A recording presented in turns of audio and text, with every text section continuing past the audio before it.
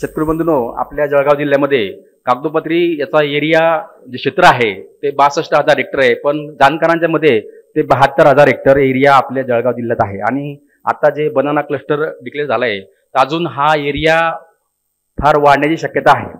पण या पिकावर सर आता अशा प्रकारचे काही रोग येत आहे की कारण की आपल्याला जर एक्सपोर्ट करायचं आहे तर ते एक्सपोर्ट क्वालिटी केळी आपण तयार करू शकलो तरच ती केळी एक्सपोर्ट होणार.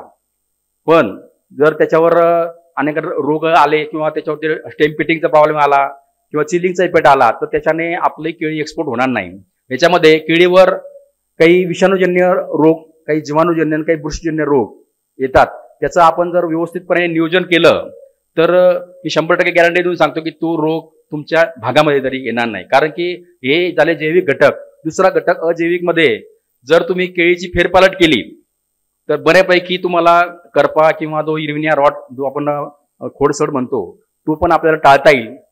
कारण की तो जी बुरशी किंवा जीवाणू आहे त्या जमिनीमध्येच त्या आपल्या ज्या मागच्या वर्षाचे जे काही अवशेष आहे त्याच्यामध्ये जिवंत राहतात. त्याच्यामुळं आपण जो सगळ्यात महत्वाचा जो जीवाणू विषाणूजन्य रोग आहे CMV, त्याच्यानंतर स्ट्रिक मोजॅक, ब्रॅक मोजॅक आणि बंची टॉप हे या केळी पिकाला महत्वाचे विषाणूजन्य रोग आहेत. त्यापैकी जो CMV आहे तो फार हानिकारक आहे.